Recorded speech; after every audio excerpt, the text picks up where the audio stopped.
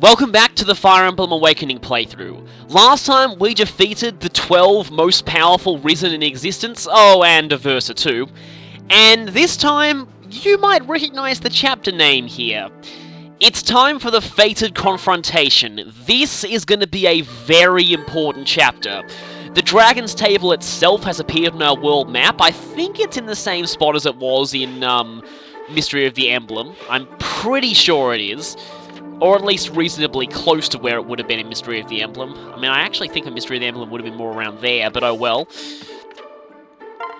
And we didn't get any support conversations last chapter. Well, there are only 12 enemies, so it doesn't really... I mean, it's not really that, It's understandable that we can get many support conversations. And this counts as a romantic support, okay? Of course he'd dream about being a true scholar.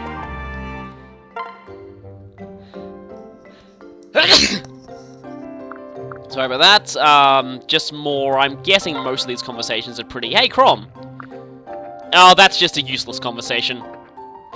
Wish he got a stat boost, because we actually will need him next chapter. Also, conversation with a ghost here. And, this is kind of funny, because Laurent was Frederick's son in my first playthrough. And he said the exact same thing twice. And with no supports, that's pretty much all we need to do... Wait a minute. You are selling 2 Brave Weapons. I definitely will take you up on that offer.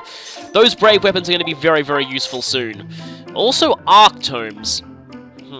Not sure we really need Arc Tomes at this point in the game. We already have more than enough magic, I think. Yeah, we can buy these from Pledgia Castle, as well as javelins and hand axes. I've since been informed that while you can't buy short spears from the world map, there is a spot pass team you can buy them off. You'd only be able to buy one at a time, though. Now, just checking our inventory, we want to make sure Crom and Mary Sue are prepared for this next chapter, because they're going to be quite important. Now, they've both learned all of their skills from their base class, so normally I would reclass them, but I'm not going to do it here, and the reason for that is... they're going to show up in a lot of cutscenes for this chapter, and I don't know if this is just a thing with me, but in any major cutscene, having a character not appear in their normal class outfit just looks plain wrong to me, so I am not going to reclass them until after this chapter at the very least. As far as weapons go, I think they're relatively fine, but I think... Do I have a Thoron tome? I have a feeling Gary Stu has Thoron, actually. Yes, he does. I'll trade that over the Mary Sue only because a lot of the cutscenes in this chapter depict her wielding Thoron here, so I'm just going to do that just because it's fitting. As for everyone else, I, of course, need to convoy Gungnir because sadly Yarn can't use that yet. Speaking of Yarn, though, he has hit his max level. Lissa, Wayne seems fine. A lot of these characters I am going to need to get their inventories in order. Because, well, let's just say that, you'll see, but I want to do something very, very special for this chapter that's, coming up. Do we have any... there aren't any Wyvern... I think there might actually be some Wyvern units in the next chapter. And everyone's using all of the silver swords here, but, I guess I can afford to take that one off of Crom. Any better bows? Well, we do have the, Ufel. But I'm going to have to... Let's just trade it for that one use left steel bow. I have a second longbow in stock as well. You have Maya, Ruin, Nosferatu, that's good. I think it's actually a good time for us to start using Recover Staves, although... let's see how many of them we have. We only have... Well, we have 4, okay. They're B-ranked. And I don't think a certain character that I want to use in this chapter is actually going to be able to use them, so... Yeah, you're still C-ranked. Do I have anything better than Arc Thunder? Do I have Katarina's Bolt? I think he's fine just with Arc Thunder for the time being, though. We have a spare Master Key, okay, that's, interesting. Right, I am going to do something with Morgan, though. Everyone else, I think I'm mostly fine for everyone else's, items at this point. But what I am going to do here is, Yarn, I think Yarn needs a reclass. I have 8-second seals, because otherwise he just wouldn't be gaining any experience. what to switch him to. I mean, his stats are going to be pretty insanely high no matter what, and he already has lethality, so I'm not going to go Assassin. Oh, the idea of Astra on a bunny is actually not a bad idea, but that would put him in an E. Well, he'll be in an E in whatever weapon he uses here. Normally, I like to go for Berserker for Wrath. Wrath is not actually that good, especially seeing as Yarn's not going to be taking much damage anyway. Counter, but he dodges quite a lot regardless. I mean, Hero for Soul might not be bad, but I already have way too many heroes. You know what? I'm going to go for Astra Bunny. I have actually never seen what Yarn looks like as a Sword Master, so this is going to be interesting.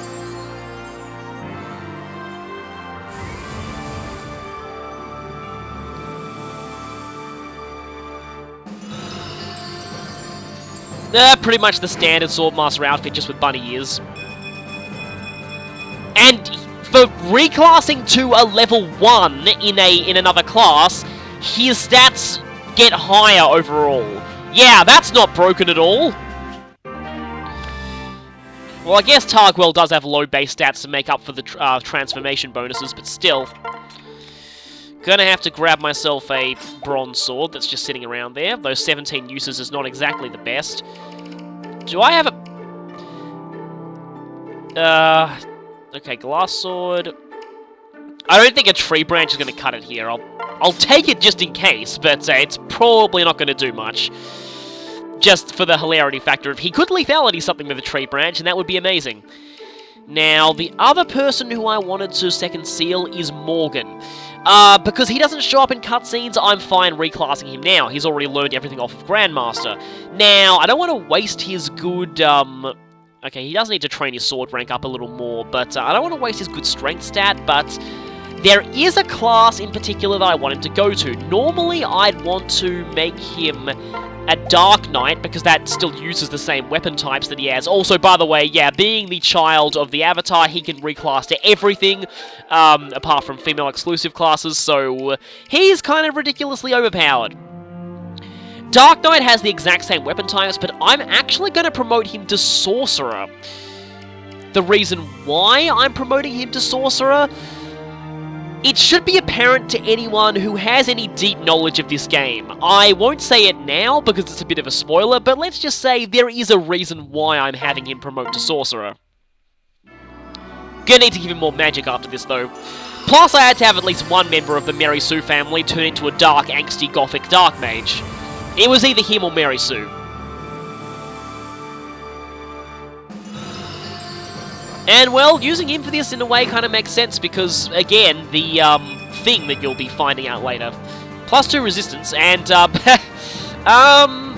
maybe. Now, I need, okay, Arcfire.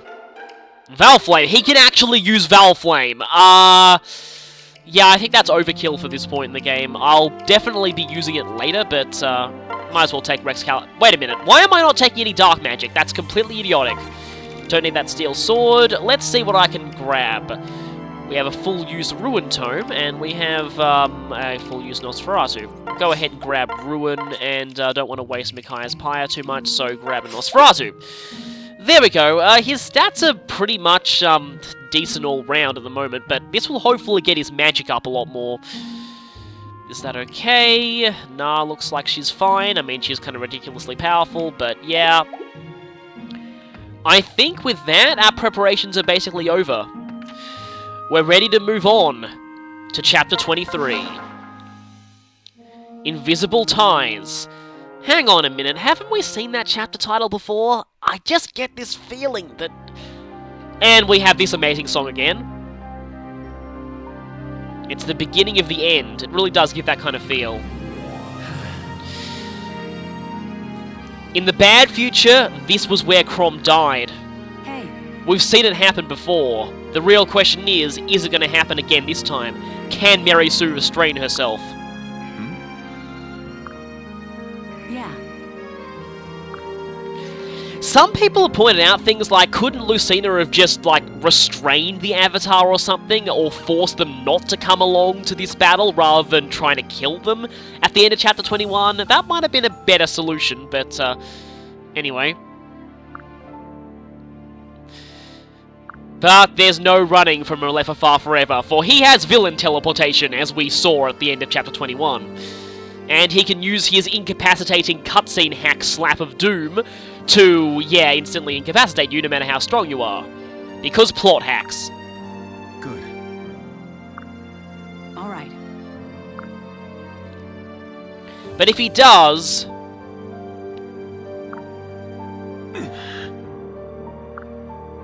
Well...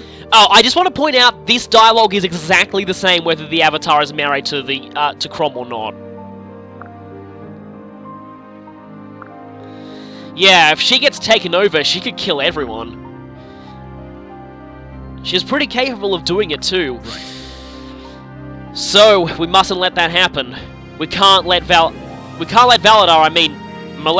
the greatest Disney villain of all time, in his own words, take her over. Yeah.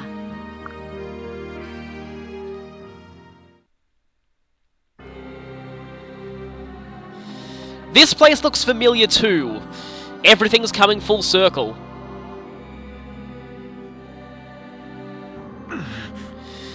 I wonder if this would have been the exact area where Marth fought Madius at the end of Mystery of the Emblem and its remake. Probably was. No, we're going to witness the culmination of your failure this time, Malefaffar. Again! Crom is going to point this out. Grima's going to destroy the world. What could you possibly have to gain from that? Oh, wait, he's a generic villain. He doesn't care. Yeah, all he cares about is being evil. Some people have pointed out an interesting point, though. Considering that Plegia had Sable, aka the Dark Sphere, all along, it's possible that Valadar was corrupted by it in the same way Garnef was all those years ago. He might not have always been a generic villain who looks obviously evil. But the Awakening Rite is not just for Naga, it works on Grima as well, and that's why he needed the Fire Emblem, despite us thinking that it could only wake Naga. And here's the big reveal, although it's pretty obvious to see this one coming. Huh?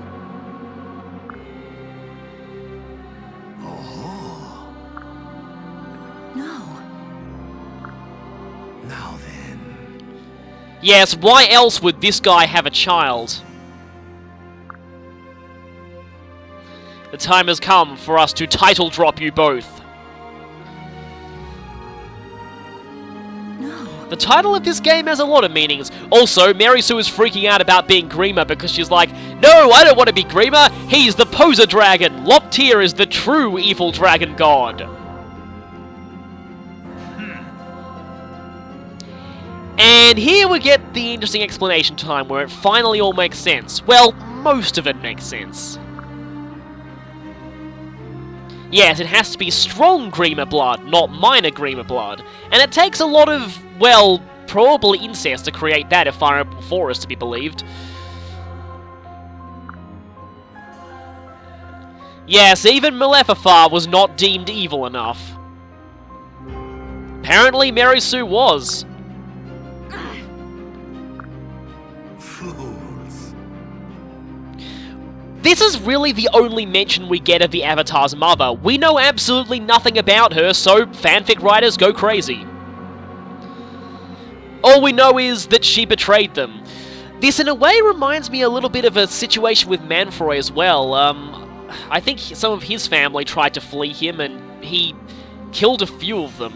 Manfroy was the basically direct predecessor to Malefaffar in almost everything. In fact, people who played Fire Emblem 4 will notice a few interesting similarities between the whole super breeding program to breed a perfect vessel for the Dark Dragon being pretty much exactly the same thing that happened in Fire Emblem 4, only without the incest.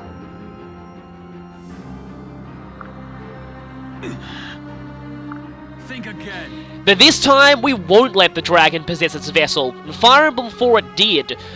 Slight spoilers for that, but Prince Julius of Granvale, he bore the right blood, and Manfroy was able to possess him with Loptir. Hopefully, the same thing won't happen here.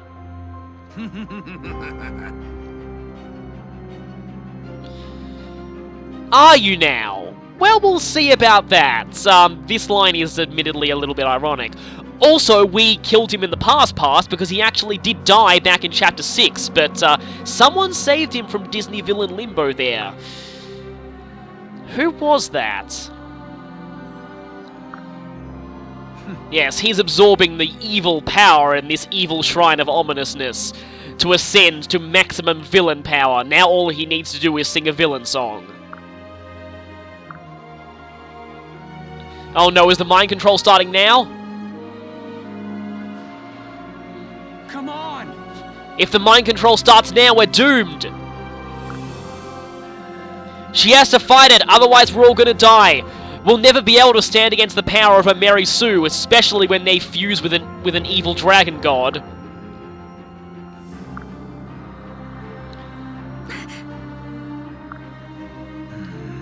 Oh no, she's hesitating.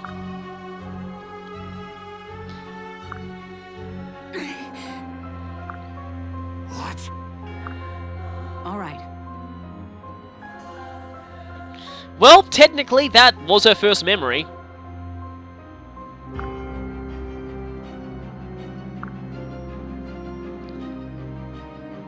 Hence the title of this chapter, Invisible Ties Will Defeat Fate. Oh. And thus, Malefaffar is all like, Mary Sue, thou hast failed me. Now I shall kill thou, and thou lover Cromnomnom. We can do it.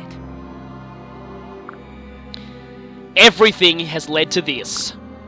The final battle with the villain of the game. Stop saying that you have courage, you stupid evil jerk. And yeah, he doesn't care if he kills her, he can just use Grima's power to repair her body. And we still have the ominous music even on this screen. It's all come full circle. I'm sure all of you recognize this map. And I'm sure some of you might recognize these stats. Remember how Malefaffar said that he's stronger? He has the exact same stats he did back in the at the start of the game, so obviously something's up here. Now, something that was not obvious at the beginning of the game, though, is this is the fire emblem on the pedestal here. So, yeah, I so wanted to point that out back then, but spoilers, so I couldn't really. However, this time the bottom part of the map is a little more populated. Malefaffar has sent his best and most loyal death dealers to protect him. There are a good variety of classes, mostly with forged weapons, and of course they'll drop non-forged weapons. There's a very, very weird berserker here though. This guy right here. For some very bizarre reason, and I'm sure this must be an oversight, this guy is the one enemy on the map who doesn't have a forged weapon on hard mode. Really? And it's not a droppable weapon either, so I don't see why somehow this guy, where is he? Here, right here, this guy. He was the one death dealer deemed not worthy enough to get a forged weapon. I kind of feel sorry for him. Again, a few of these enemies have skills. Thankfully, all of the axe users are berserkers, not warriors, so we don't have to worry about counter in this chapter. There are assassins though, and some have pass, but that's not really a big deal. This is a very wide open map, and really, there's actually not all that much strategy to this chapter. It's basically just fighting. It's just huge horde of enemies, charge into them, fight. There are these pillars here, but that's really the extent of the defensive terrain here. This chapter is, apart from the boss, more for story than it is for actual gameplay. And speaking of story, I think that since we're going to attempt to, at least, change the future, I think it's only fitting that we use as our party here nothing but second-generation children characters. And in fact, we have enough deployment slots to do it. So, Brady, Morgan, Severa, and that... Okay, so we have Mary Sue, and now this is something interesting about this chapter. Crom and the Avatar are forced into this chapter, and their positions are fixed and can't be changed. Strangely enough, this is the one chapter in the game, at least the one chapter since you've even had access to battle preparations, where the Avatar is a forced deployment. So yeah, this is the only chapter in the game where you're forced to use them. Kind of weird that, it's a little strange this is the only chapter where you have to do that, but I guess in some ways it makes sense. Oh, I forgot Laurent. Okay. Now, here we have Yarn, Owain, Inigo, Noir, Lucina, Jerome, Shell, Brady, Morgan, Nah, Laurent, Severa, and technically speaking, the only child we're missing is Cynthia, but she's being treated as if she doesn't exist for the purposes of this playthrough, so I can't use her. What that means is they actually did give you exactly enough deployment slots to use all of the children here. I don't know if this was deliberate or not, it could just as easily not have been, but I'd like to think it was. This is a pretty nice touch, the fact that for the battle to change fate, you're allowed to use all of the children characters.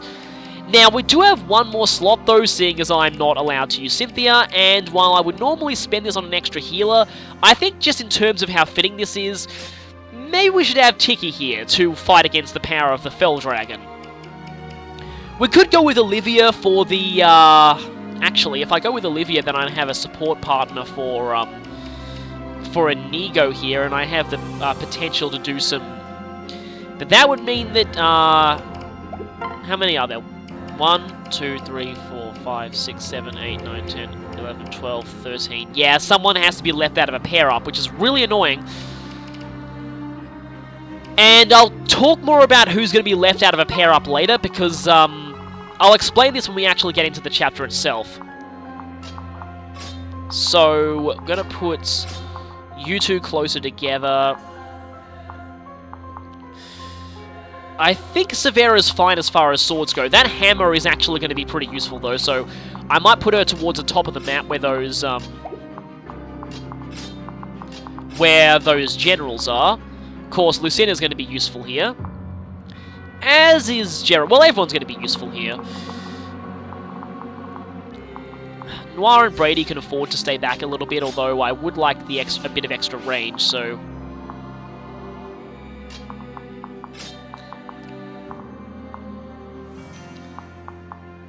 And for the most part, I think this is sort of fine. The real question is, do I... Because sadly, Yarn is going to be left without a pair up here, and I'll explain why in a bit. So I could go for Olivia, but I could also...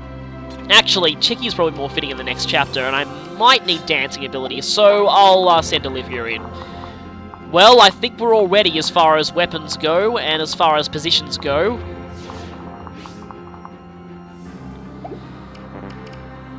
Nothing left to do but begin the chapter. This is it. Our final battle. Welcome back to the Fire Emblem Awakening playthrough, where we're at the final battle at last. It's been a long road. Kroll and Mary Sue have been through a lot. Well, mostly Mary Sue carried everything because she's perfect in every way. As much as we hate to admit it, Mary Sue is indeed one of us, and no destiny can change that. Well, except Mary Sue's destiny of being perfect at everything, and always having her beautiful youth and youthful beauty, and, whatever. Now let's just kill this dastard. Our goal is to rout the enemy, and there's only...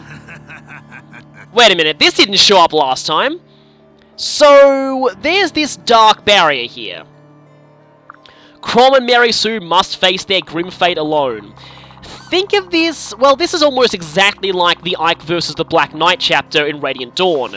No one can pass this barrier. This barrier is completely impassable. If you check the bottom part of the map, it's marked as that purple stuff.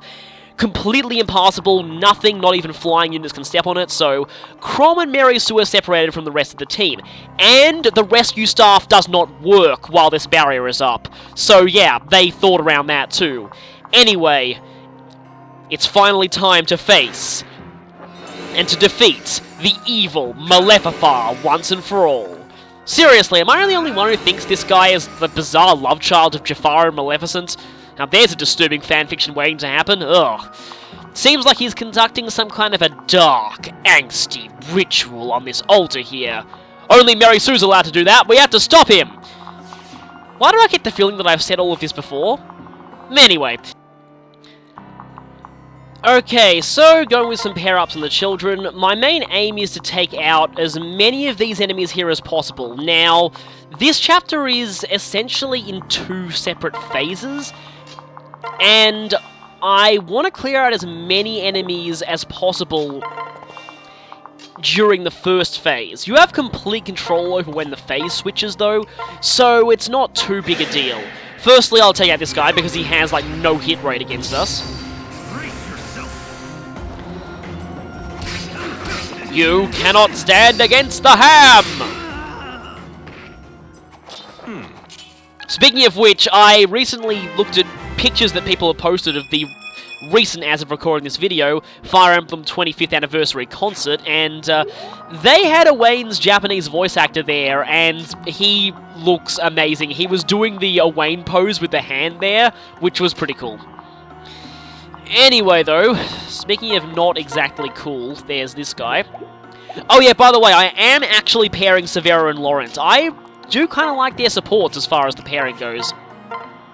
Well, I only did it at first because 94%. I'm only sacrificing 2 damage there. I'll go with that. But I would really like a crit here because I can't double this assassin. And let me guess, Soul no crit? Okay, and I'm not going to dual strike, am I? Yeah, same RNG from the previous time I attempted this, but this assassin is very, very annoying, so would kind of like him to be gone. And I didn't get as good a level up as I did last time, so not exactly the same RNG as before.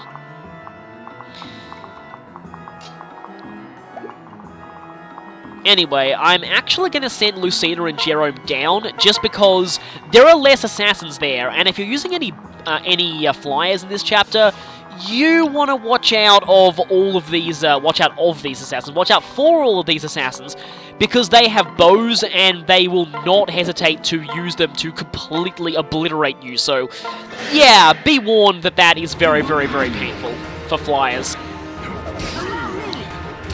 Now let's have... Really? 1 HP? At least that missed, but you made me use up 2 uses of the forged weapon rather than 1. I actually want to correct myself on something I said before. I said earlier that magic tomes you consumer use whether they hit or not, and they're the only weapons types that do. It seems like that was the case in earlier Fire Emblem games, but apparently that is not true in this game. I've checked, and magic weapons actually, and you're doubling assassins, which is pretty amazing. I wonder if it's better if I use a bow, though. Maybe, because that guy's counterattack is brutal, so want to avoid that, and Ego's a bit frail at this point. And that should definitely give me... No, it shouldn't. Almost enough. If I got a second dual strike there, that would have worked, but sadly I didn't. At least I can get Yarn to attack this guy. Problem is, it's going to be a little bit risky using Yarn in this chapter, because he is actually going to lack a pair-up partner, because... Let me explain. Also, the Targwell characters have unique grips on their swords in sword-using classes, which is kind of interesting. So let me basically explain. Normally, I would pair Yarn up with Gnar immediately, because Yarn and Gnar is my absolute OTP of the entire second generation. However, Gary Stu is, well, a Gary Stu, and he wouldn't be that if he didn't steal my OTP, and so I'm going to be shipping him with Gnar, and leaving Yarn forever alone. Again, he also wouldn't be Gary Stu if he didn't ruin the hopes and dreams of my favourite second generation character. So yeah, that's what's going to happen. Blame Gary Stu. We'll double this sorcerer, but that hero, I really, really don't like that hero. He caused some problems for me in the last attempt, I think, so I'm going to see if I can... Oh, actually, I will double him with the Dragonstone Plus, and it doesn't really matter which Dragonstone I use, because Gnar's luck at this point is so high that basically, with Arms Thrift, I don't need to worry about Dragonstone durability ever again. And that is... She's not scared of anything at this point, except there is one Wormslayer enemy, but I get the feeling that she's so strong that even the Wormslayer's not going to bother her. I'm not going to try and abuse Gnar too much, because as you can see, with Aptitude combined with going through Mercenary, she is really, really strong, and now that she has basically 80% Arms Thrift on Dragonstone Pluses, yeah, that's the Wormslayer guy, but he can't actually reach her.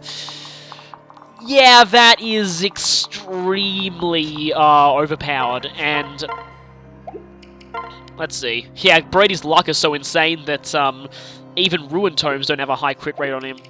I'm actually doing that because if the other enemy, I mean mostly that general, attacks him, because if I used Noir here, then she would not be able to counterattack the general if he attacked her, and that would mean less efficiency. I'd be dealing with less enemies on the enemy phase, and I want to get rid of as many enemies as I can as quickly as I can before I switch phases here. There we go. I was about to say, would a dual strike be too much to ask, but apparently it wasn't.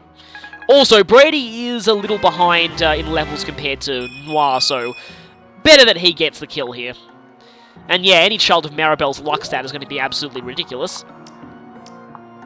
Now all that's left is the Fated Pair, and all they can do is move closer to the Dark Lord Malefaffar. Maybe equip Thoron, because that's what we used in the original chapter. And he attacked Yarn anyway.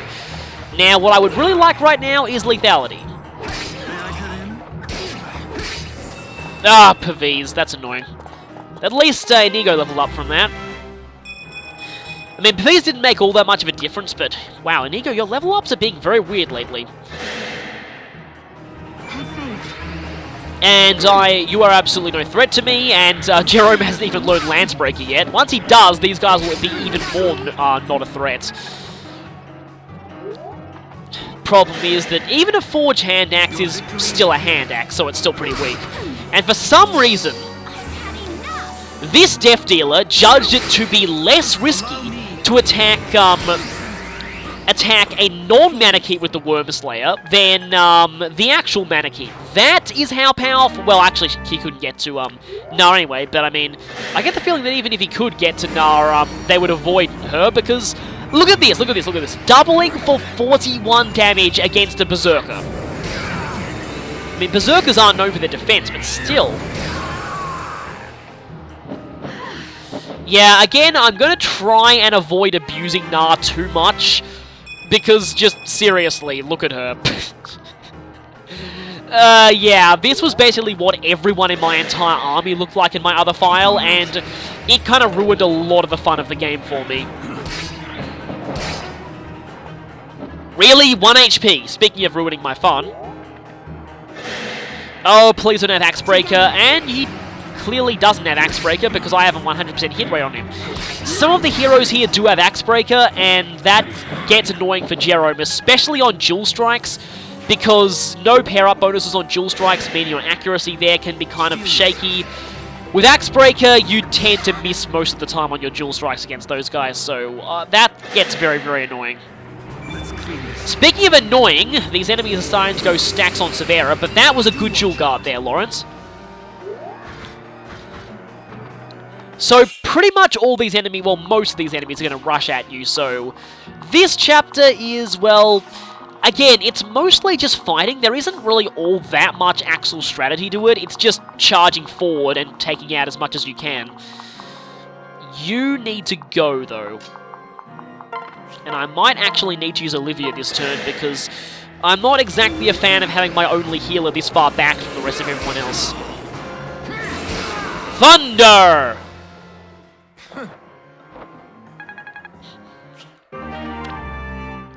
You know, I would use an appropriate quote from a certain Thunder Magic using Persona user who's a lot like Brady, but this might seem like a bit of a tangent, but the strange thing there is, I find this really annoying. So many playthroughs of Persona 4 don't use that character very much.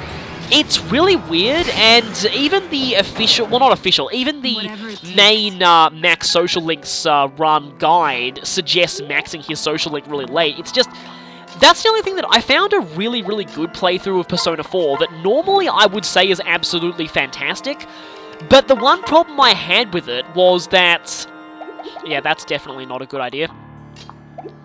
The one problem that I had with it, okay, if I dance for you, you could take them out, then you could hammer the other one.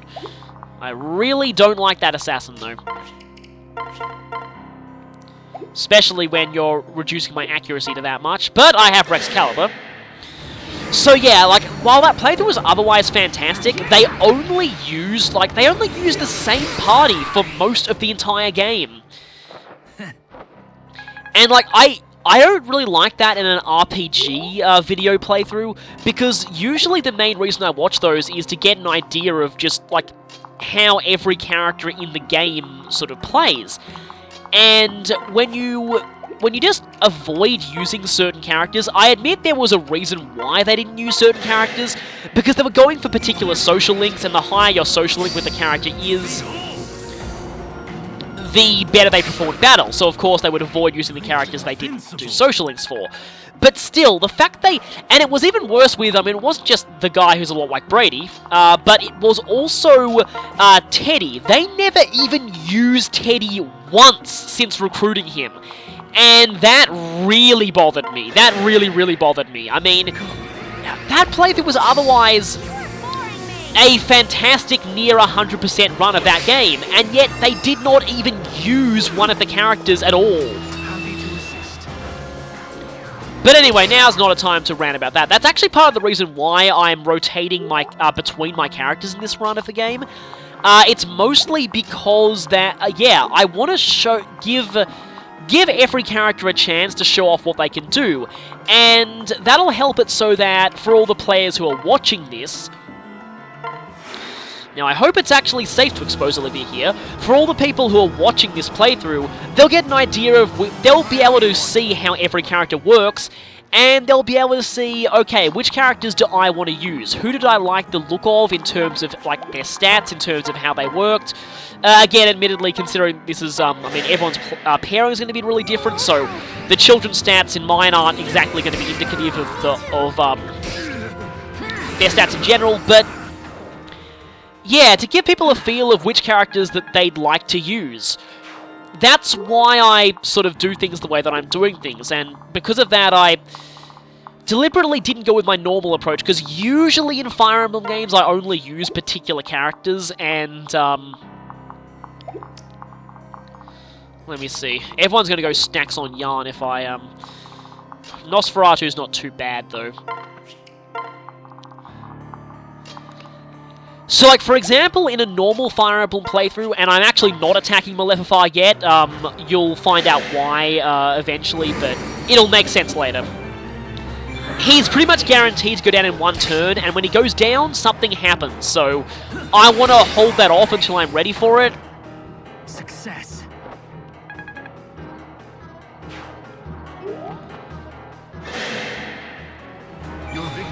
But yeah, so from what I've said, in a lot of my normal playthroughs, I generally stop using a lot of the parents when I have the children, because, like, for example, I don't use, I mean, I don't even use him that much in this playthrough as well, but I usually don't use Long Cool that much after I've got Owain, because Owain's just generally better. And also in normal playthroughs, once I get Lucina, I tend to use her for every chapter because she's amazing. But here, I've had to leave her out a bit because she's getting kind of strong and I want to give other characters a chance. I wanted to use Lucina in this chapter though because, well, I'll talk about that later. Also, ton of enemies approaching, including assassins, and I don't like those assassins at all, so that guy with the Killing Edge, it's weird, I normally am really terrified of Killing Edges in Fire Emblem games. In this game, I'm not actually as afraid of them because their might in general is kind of low, so I want Shell to get some more experience, but I'm going to have to bank on a Dual Strike in that case. I shall save you. I love Owain's dual support quotes so much. Brace yourself. And his critical quotes too. I'm in your debt. This is a pretty awesome battle background as well for this chapter. Oh hey, a sword that Owain could use, but you can't. Okay, let's see how many bow assassins there are left. You... Because the thing is, as ridiculously powerful as Lucina is, Jerome needs the experience a lot more than she does. So I kind of want him to get more of the kills. Wait, did I just... Okay, she still has the Parallel Falchion equipped. I was worried that I accidentally equipped her Javelin, because equipping a Javelin against enemies that you're going to be dual striking is usually not a good idea, because Javelins do absolutely pathetic damage.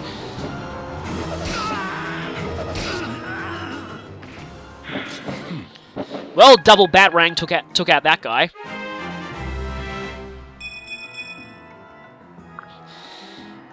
His defense is a little lower than normal. In my original playthrough, for some reason, Jerome was not getting much of any stat except strength, and that really annoyed me.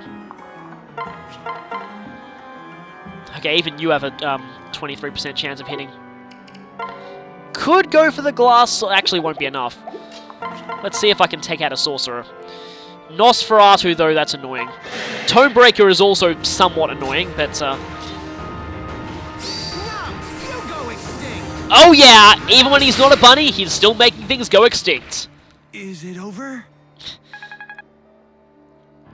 And yeah, that unique sword grip for Targwell, kind of interesting.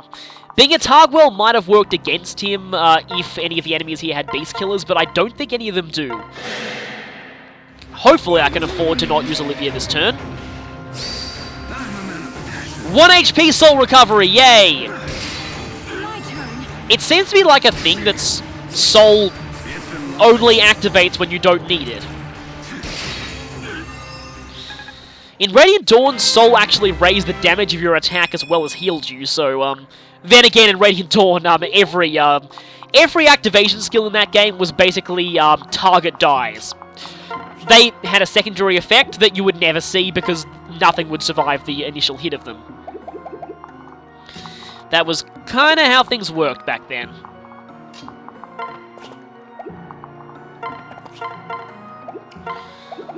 That assassin, though. It's not exactly safe sending, but Jerome is out of range of him, so I don't need to worry about him too much this turn. I need to worry about you, because you're definitely a threat to Jerome, so I'm going to go for... Laurent is a lot higher level, so I'm going to go for the Severa here, even though that's quite a large hit rate. Still going for the killing edges in case, and thankfully this guy does not have Tonebreaker, which means that if Laurent dual strikes, it's not going to suffer from ridiculously bad damage. And that was a useful soul activation, except I didn't get the crit there. For some reason, Severa is not critting very much at the moment, and that's kind of disappointing me.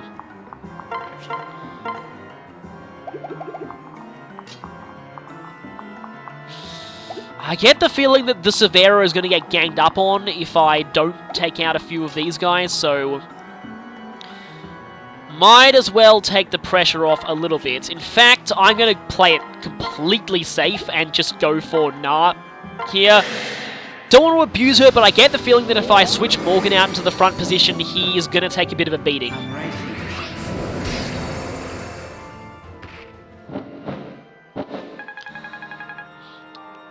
So that's that one down. And, well, I don't really care about you because the Severa is... the Severa laughs at your pathetic attempts at hitting her, most likely. Though I do think it is probably best that I get rid of that guy with, let's see. Also, the rescue staff doesn't work in this chapter while the barrier is still up, so yeah, completely grayed out of your inventory, so yeah, don't try that. It's, they've taken measures to ensure that it doesn't work.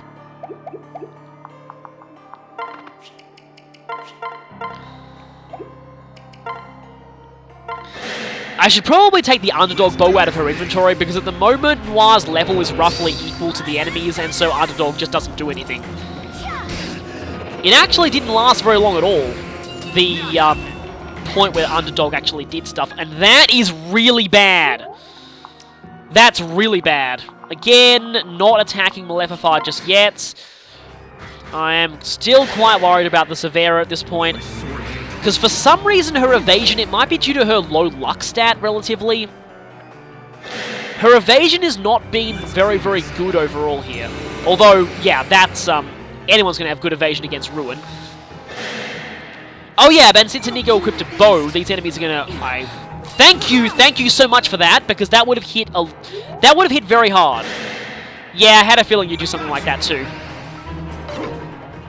Good dodge. Now we just need this last enemy here, who's, of course, going to be a coward. And more fuel for vengeance. That's what I like about the Kelman-Tharia pairing. Having an archer with good defense means you can kind of afford to take damage for vengeance, and everything is moving now, isn't it? And Malefaffar is calling for more death dealers. So this is about the point where I like to fall back to these pillars and just kind of tank the enemies that are incoming.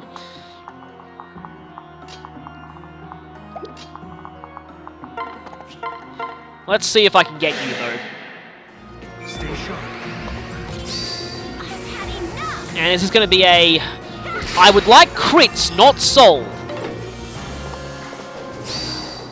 boring me. Thank you!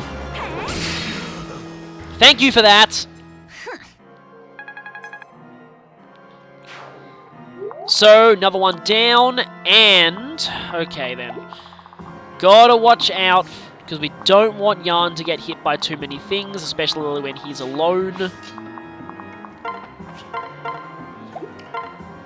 I can do this with just a bronze sword, which is hilarious.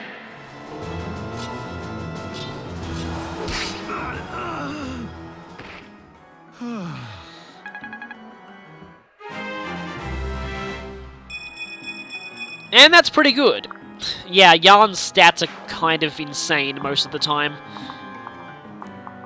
He usually tends to be really good no matter who his parents are, although that's mostly because, well, Pan has some insanely good growth rates and caps.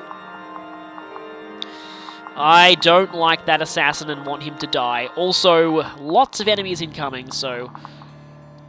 And that one magic user means I can't exactly use Shell here to really just tank them. And I really, really want to use Jerome here, but let's see. Yeah, you have Axebreaker. You also have Axebreaker. I think we need Lucina here. Definitely going for the sword, because I'm not making the same mistake that I did last time. Last time, I equipped a lance, and then a couple of berserkers ganged up on her, and it didn't end well. Hope will never die. Weapon triangle is very, very, very important, especially at a time like this, when enemies do a lot of damage if they hit you. So you want to avoid getting hit as much as possible. You know, I just realized I probably should have reclassed Lucina to Grandmaster for this chapter, because I kind of want to get her Ignis, at least. It's sort of a waste not to have Ignis on the Avatar's children, so... Now, there was a magic user there, which is gone now. And that means... So you only do 8 damage. And then you only do 8. And you only do 8. So I think I can afford to safely use Shell here. Now, Wayne's Dual Strikes I don't think are going to do all that much, though.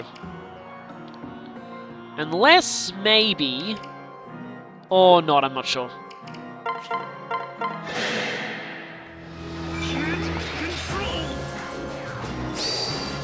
Okay, Luna is probably going to be the difference between one-rounding this guy and not.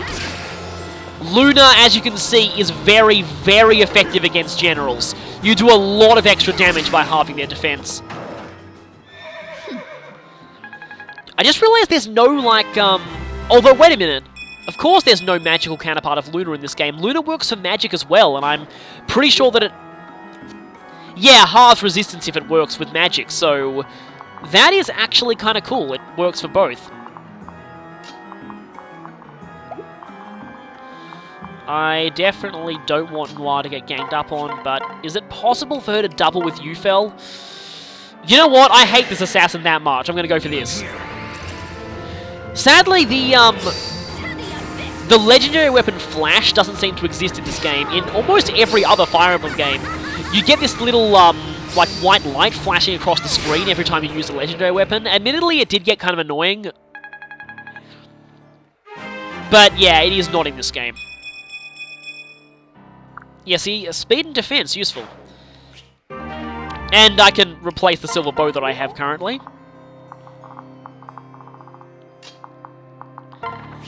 Actually going back here because very soon reinforcements are going to spawn, as Malefaffar told us. We've got this. And nice tasty HP, om nom nom. Farewell.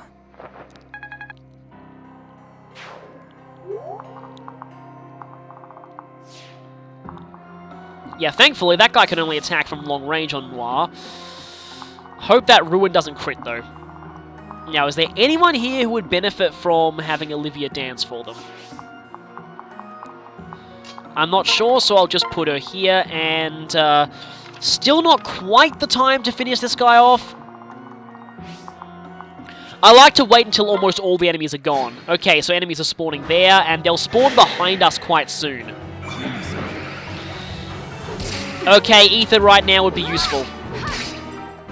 And that was literally the worst possible combat that I could have got there. Okay, this has to miss.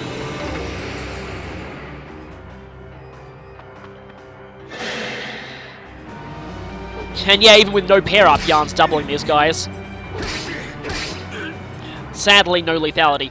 Yarn activated lethality a lot more on my first playthrough, I'll just say. Don't know why he's just not getting much lethality now. He has almost 40 skills, so he should have like a 10% chance of lethality, which is very, very high. And yeah, this is the reason why I didn't equip a lance, because if I did, You have my gratitude. that guy had a very, very good chance of making Lucina die. Though speaking of making Lucina die, I'd like for her to either activate Ether or dodge a few of these guys. Jerome, you might have actually done something bad there. Strong. Don't say that just yet. He may have just gotten you killed. Unless the other... What did you just... What? Well, I guess you have an axe, so Victory is mine. very little chance of hitting Lucina, but still, I don't know why you'd attack Shell of all people. So, that quote from Lonku, that dual strike there. I've been waiting for him to say that. Something that's kind of funny about that is, in the Japanese version, every character in the game would call out dual attacks like that. They'd always call out dual attaku whenever they dual attacked. In the English version, Owain is the only one who does. So, that's kind of amusing. But yeah, reinforcements from behind are going to happen around this turn, so I want to be, and of course, while the one who's injured, the one who I actually kind of want to heal, is the only one who's not in, who can't be healed by Brady because he's, well, as weird as it sounds to say part of her at this point, that's kind of how I describe it as far as stats go.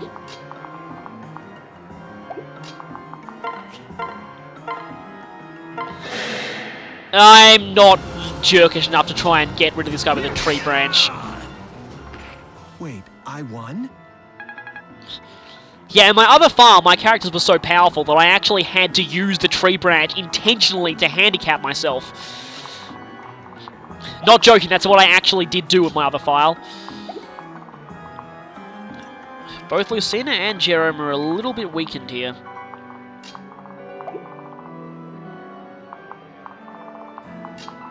Okay, let's try this then.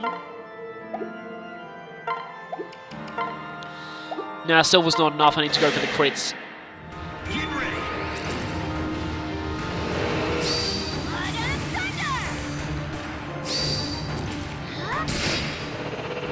Is it over? Basically, I'm going to let most of this chapter be over before I actually initiate the main cutscene here, and I'm sort of mostly doing that out of convenience so that I don't have to record that entire cutscene every time I fail. That is, you know, if I fail. Which hopefully I don't fail. So I do have these rally skills behind me.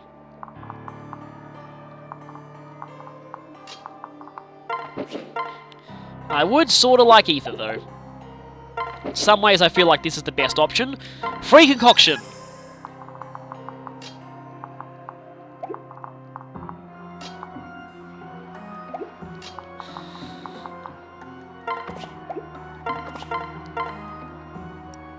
Wait, that's with the silver lance. If I got the short spear, you only have 11% chance of hitting. How about you?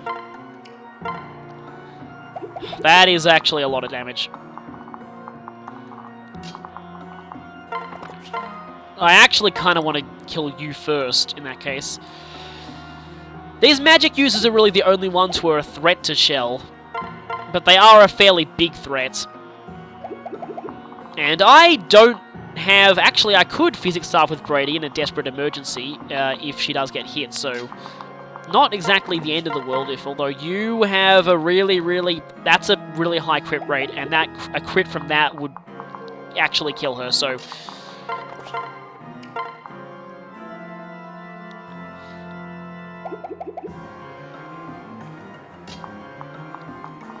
Gotta be a little careful here.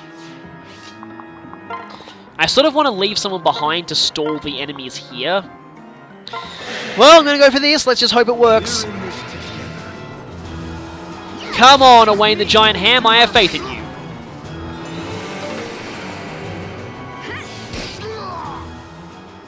Why even try? And we lost the awesome weapon of getting more critical quotes, which is really the main thing you're looking for with Owain. Because his critical quotes are amazing.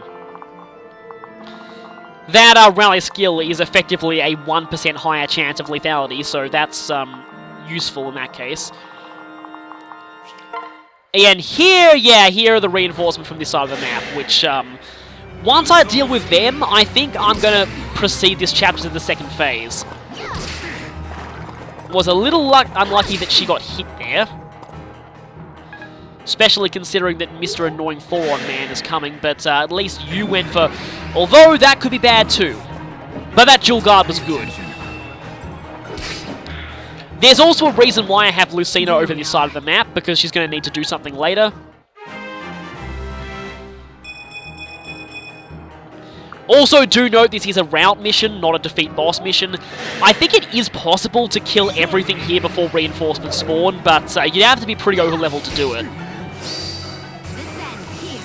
Berserkers don't exactly have the best defense, so this might not be a... Oh, it was exactly a one-shot, I think. Very nice. As I think your mother would say. Those defenses, though, they're something pretty special. And Avengers reference. Well, I'm pretty sure that's an Avengers reference. Useless Luna! Why even try? Okay, so most of the enemies there are gone. Now I just need to worry about you. 4 damage guy decides to attack Gary Stu. Not sure if that was the best idea. Especially when I have that backing me up. Come, Gary Stu will give you the chance to become part of something great. And by that, he means, have your essence absorbed into himself. What did I say about wanting you to get more magic, though? Not doubling a Berserker is a little annoying, but that dual guard was kind of nice. And no dual strike. You know, I kind of had a feeling that they'd all gang up on him.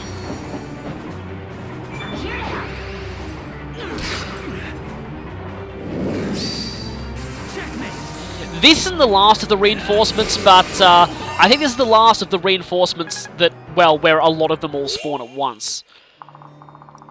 And here, well, there's only 5 enemies left. That includes Malefaffar himself, so we've done pretty well so far, actually. Just got to be a little careful here still, because again, the reinforcements are not gone for good. There's still a few more.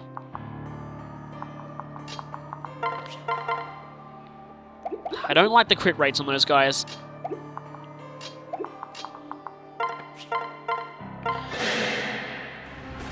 So very soon, well, in 3 levels, Yarn's going to get Astra, and that's really the main reason why I made him a Swordmaster in the first place.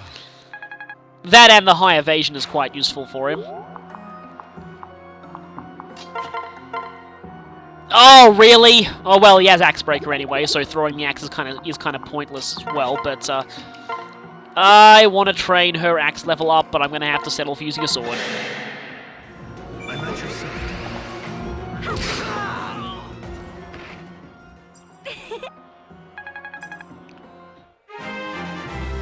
Please be a good level up this time. She's not gaining strength all that much. I find it really ironic that Inigo has better strength than her at this point. Well, yeah, he's quite a few levels behind, and still, I mean, her stats Severa's stats are very good overall, especially that defense, which is weird because the Vake has been a little bit defense screwed in my run. Yeah, I'll just go for Ruin. This might not work, but, well, it might work. And it did work because Gary Stu is broken and perfect and amazing.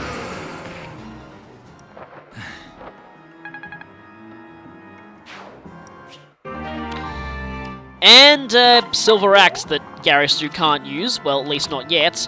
Only 2 enemies left, just this one, and then Malefaffar himself is all that remains. And you know what, why not? Overkill time. We're in this together. Really overkill time! I'm looking forward to seeing how much damage this actually does. 58! Ouch! And then that could have been a crit on top of it. Well, it couldn't have been, but if I had a crit chance, that would have been pretty hilarious as well. And a lance that she actually can use. And I might as well go for another free concoction.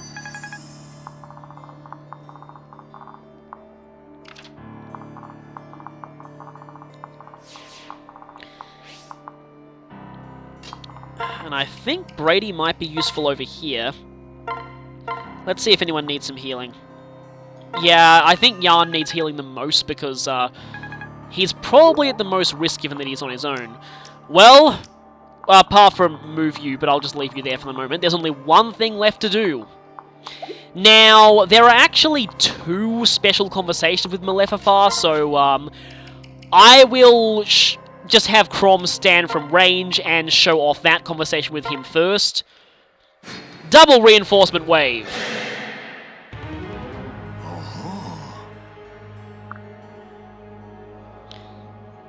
Wrong. That is an amazing line. I love that line. Let's do it. Back off. Mary Sue will not let Malefaffar hurt her precious Crom Nom Nom.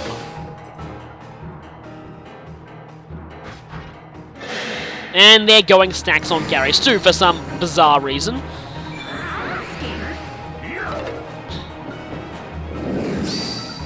Game over. Nara doesn't need to be scared by anything at this point. You're not so tough. No, nothing is tough when this Nara is concerned. Farewell.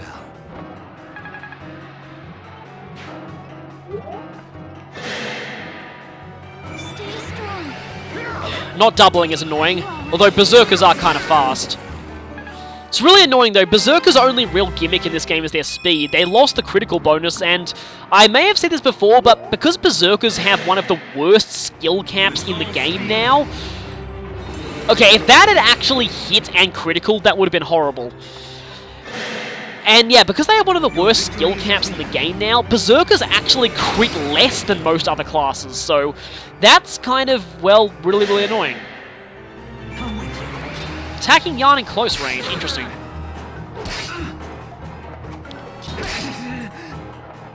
However, one does not simply attack Yarn. You end up going extinct if you do that. And well, let's just finish it off and make him extinct.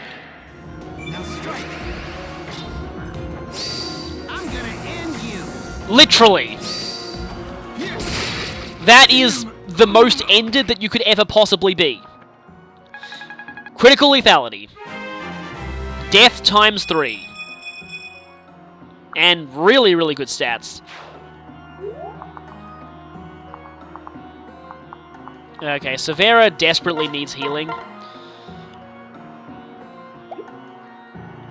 And Gary Sue's really close to leveling up anyway, so he'll just do this and maybe have Severa finish if he doesn't finish, but he probably will, because he's broken. Amateur.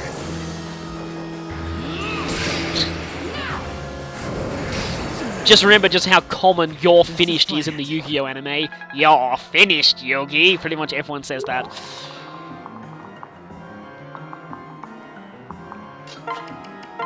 Okay, let's see something. Let's see if I can Batarang this guy. Although, I might want to equip Lucinda's Noble Rapier before I do that. Just so that she doesn't do, like, nothing on a dual strike. He won't harm you. Mine. The enemies here seem to have pretty good luck stats. My critical rates haven't been that high overall, even with high critical weapons. Well, I mean, I did forge the critical of this, the Batarang up to max. I think I did, but... decent balance of strength, skill, and speed in this class.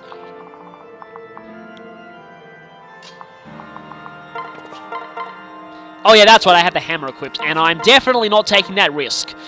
It's ham time! We've no choice. Oh, right! And, well, yeah, ham time. This guy had one of those Dark Mage skills, I think Anathema, which lowers the critical evade of anyone who's adjacent to you, so that's really dangerous combined with Ruin. Speaking of dangerous, Owain's power is now surging uncontrollably, and he can now pass through enemies as if they weren't there. Let's be honest here, Owain is never going to get into a situation where Miracle's going to do anything, so, let's get rid of that. I want to heal the Severa, though I'm not in range, which is kind of annoying.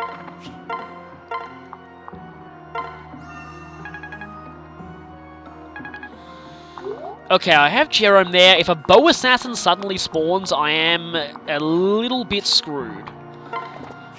Though I can take you out now. Careful. Oh, all right. You work fast.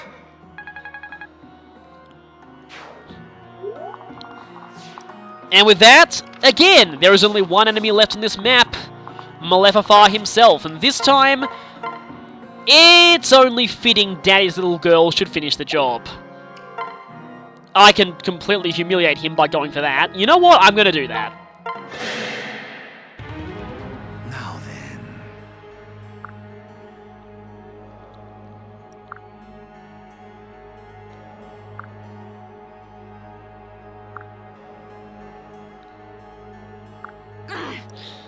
Well, that speech might work were it not for the fact that everyone immediately befriends and or falls in love with a Mary Sue. The only people who don't end up liking a Mary Sue by the end of a story are people who don't matter, like villains. Oh, that's you! Heed my call. And you know what happens to anyone who doesn't like a Mary Sue in a fanfiction?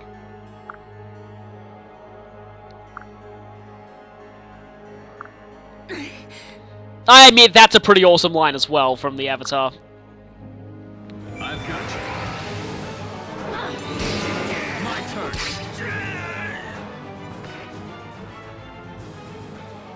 That's different. So wait, that was the last enemy on the map. The chapter should be over now, shouldn't it?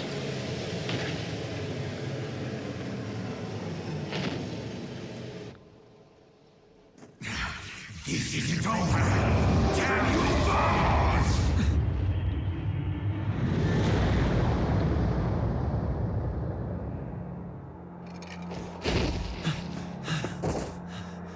You alright? That's the end of him. Thanks to you, we carried the day. Well, of course it was thanks to Mary Sue. I mean, she's perfect. Oh, no. No, no, no, don't do it. Don't do it. I know what's going to happen. Is it just like last time? It's not...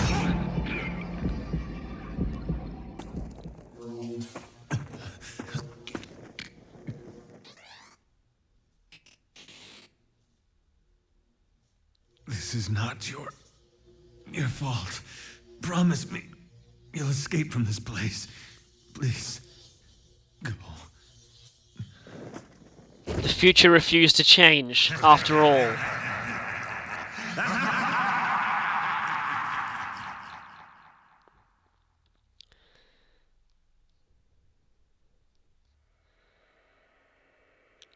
And Malefaffar is fine. That battle just didn't count. We failed. Mary Sue has killed Crom, just as it happened in the other future.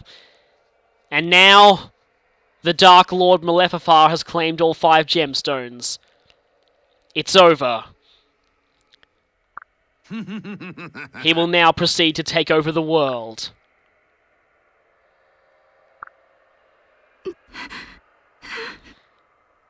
We were supposed to change this, but I guess it wasn't to be.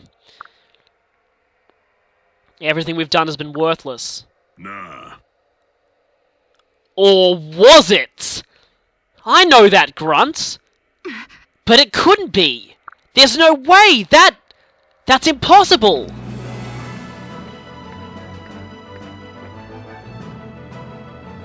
Don't you put any stock in this destiny hogwash. It's Nick Fury to the rescue! That there is one of my favorite speeches in this game. Oh, gods, no. Yes?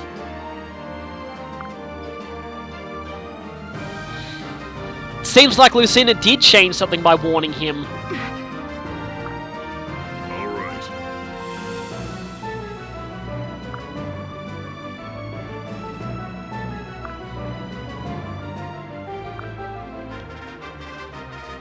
Basilio just pretended to die to a 0% critical. I knew there was something fishy about that fight.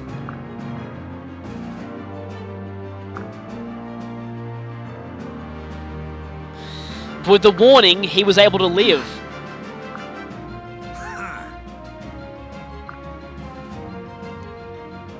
And at this point, Malefaffar is having a bit of a Disney villain breakdown. Or temper tantrum. Right. And here's the reason why I've never been taking Malefaffar seriously this whole time. Malefaffar is nowhere near in control of the situation as he thinks. And he isn't anywhere near the villain that he thinks he is, and that he hopes he was. We did see it! That premonition! The first time we saw this fight! We knew this was coming. We knew Mary Sue was destined to be taken over by Malefaffar's power and kill Crom. All right. And we saw the emblem of the gemstones.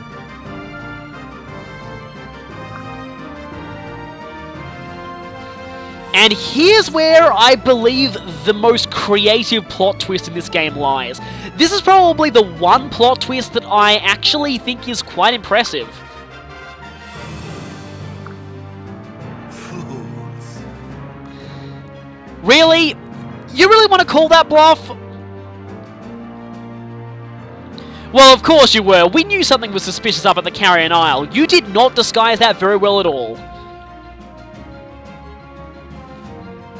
Mary Sue, was she really the one you should have been watching?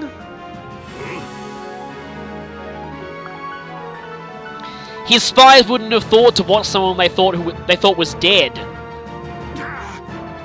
If anything, Wildheart provided the perfect setup here. The fact that in the previous timeline, Basilio died there, that was the perfect opportunity to fool Malefaffar, and make it think that history repeated itself when in fact we'd averted that fate.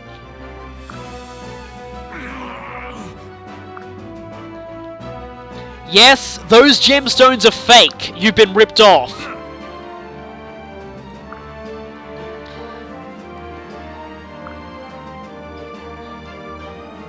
You know what? I believe the correct expression here is, you just got owned! And yep, more temper tantrums. He has pretty much gone crazy now. Although, wait, there is the little issue of Crom being dead.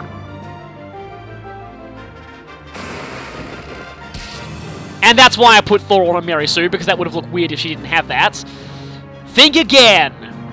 No!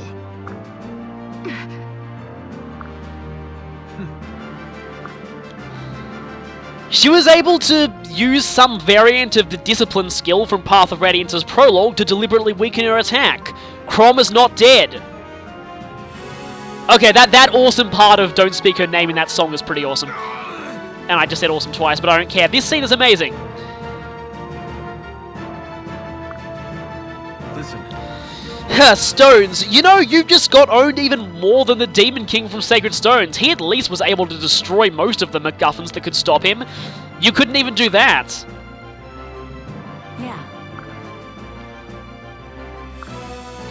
anything can change. Anything can change, like you said. It's time to change the future once and for all. This chapter's not over yet. The barrier is down, but we have one final foe. Go! And even more than that, Right. we have two new allies. Basilio and Flavia, the Khans of Regna Ferox, have joined us. Even though he needs no introduction, to find out more about Basilio, click the annotation. And, likewise, if you want to know more about Flavia, there's an annotation for that too. We even get a music change now. I'm also going to pair these two up immediately because, well, I want to get their supports. Because yes, they can support each other. Very, very sadly, they can't marry each other though. That was a huge... That's the one thing I'm annoyed at. One of the things I'm annoyed at this game about the support system is Basilio and Flavia can't get married. But anyway, so Malefaffar has returned. It's time for Malefaffar Phase 2. His stats are a lot higher than they were, and he's gained some dangerous new skills. I'll talk about those later though, because we might... Okay, no reinforcements. Okay. So like I said, Malefaffar has returned. He's stronger than before, but we're stronger too, and his stats now, apart from magic, still aren't all that great, actually. In fact, Grima's Truth's only a B-ranked weapon, so yeah. Malefaffar was always just a wannabe villain all along. I think the best quote that sums this up is, "Don't flatter yourself, you weren't even a player." He thought that he was a big villain who controlled everything. Actually, we had him fooled this whole time.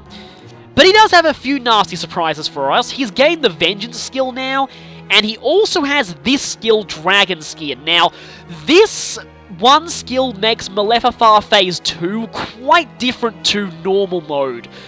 On hard and above, he has this skill, which nullifies lethality and counter, so you can't cheese him that way, and halves all damage directed at him. This is really annoying. On normal mode, he does not have this skill, but on hard mode, he, well, does. You know what? Are you just going to get support? Yeah, is that experience? Well, weapon proficiency, and you're already maxed out, so it's still useless. But, yeah, it's just us against Malefaffar now. Nothing can save him. He's got no more death dealers to fall back on. Oh, hey, fitting that Olivia's dancing with Basilio. They both knew each other before. Unfortunately, the fact that I took out all of the enemies before now means that I am not able to actually show off Basilio and Flavia in battle. I'll use them in the next chapter. Huh. Crom dropping a Dying Blaze. Too soon, game. Too soon. Of course, the one I actually want to fight him with is Lucina. I would not want to do this with anyone else. And notice how pathetic that damage is. Yeah, Dragon Skin is really, really annoying.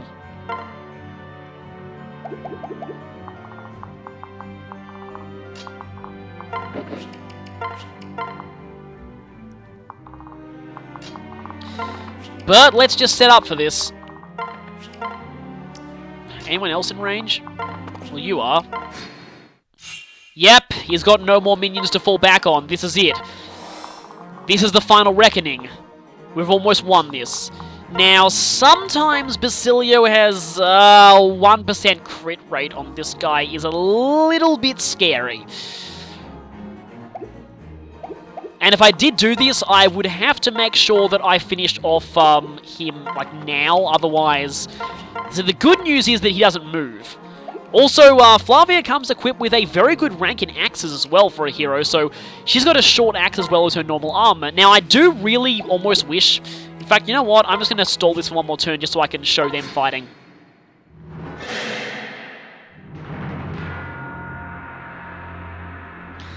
We get a new boss theme for this time. Now he's really angry.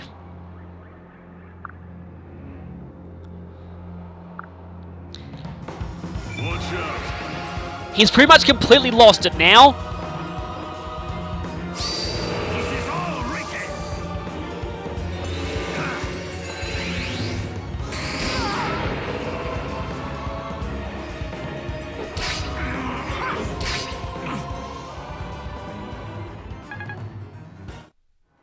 Didn't even get to the good part of the song. That's part of why I'm doing slow-mo there.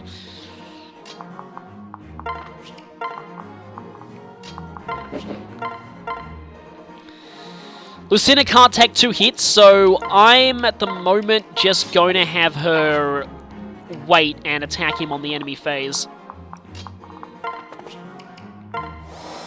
Anyone who has rally skills, we're going to use them now. That's going to be just out of range, though, isn't it? Because what I really would like is an ether, because all of Lucina's skill activation quotes are just perfect for this fight. Anyone got any Anyone got any more rally skills? You have defense. I might as well. Actually, wait, that's useless because he's using magic. Okay. And this is also why I brought Lucina to this chapter. Now. Malefaffar Phase 2 only has one special boss quote, and it's with Lucina. What? Really? Let's just see here. We moved Emmerin's death ahead, but at least we prevented you from killing her personally. We saved Basilio. I'd say we've done quite a good job here.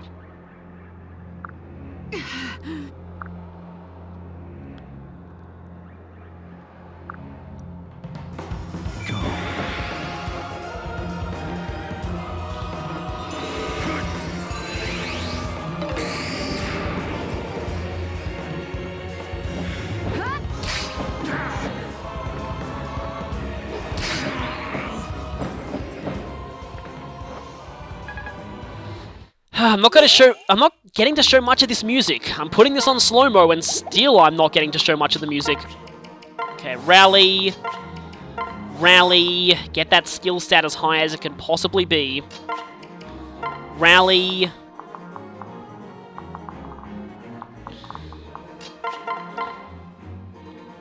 Alright, it's time to end this once and for all.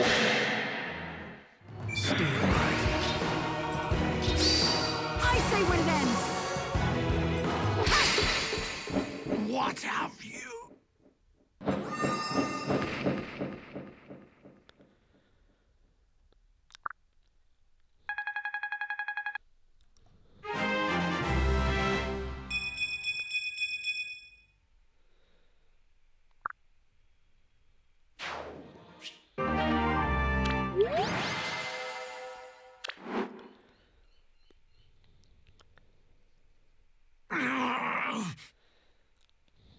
You failed.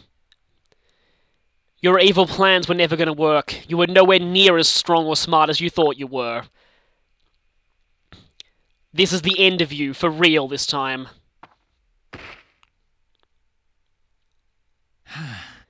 It's over. We changed fate. We did it. The future is saved. Malefaffar's dark ambitions are gone.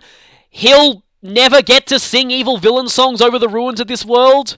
We've done it. Or have we? So, remember the second Mary Sue from all the way back in Chapter 13? Well, that's about to become important right about now. Yes.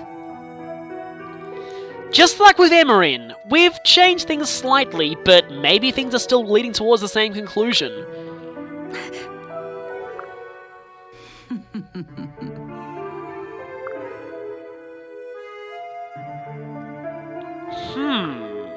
What?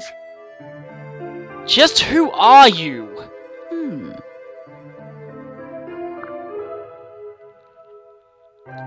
Right, now it's starting to make sense.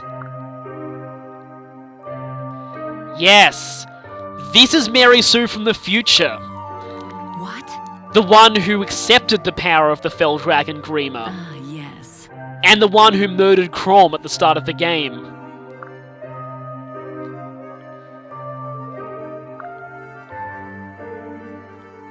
That explains why Mary Sue seems to have been suffering from the effects of Flashback Potion for a lot of this game.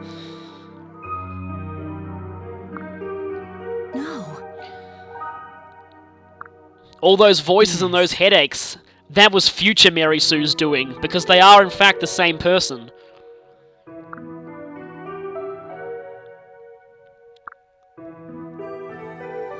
So future Mary Sue tried to unite with her right at the start, but her heart was too weak, and that caused the amnesia, so now that part of the plot makes sense.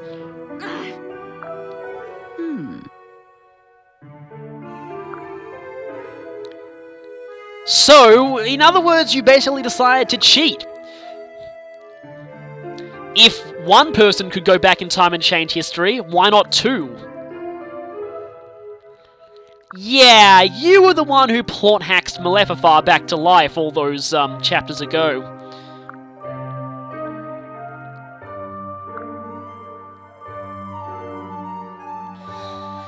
So what you're saying is that if Mary Sue gives into the power of Grima, she'll become future Mary Sue, and then they'll be one and the same.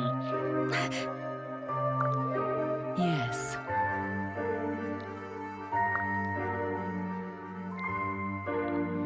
Wait a minute, no, you're not gonna do what I think you are!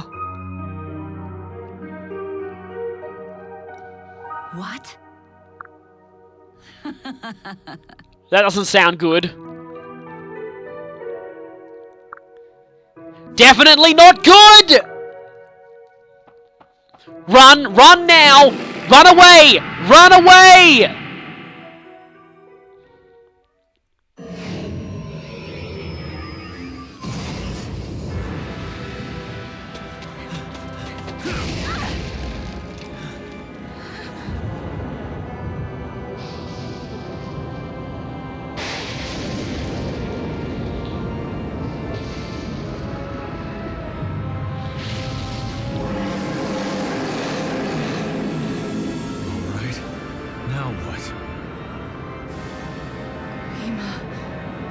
It's all over.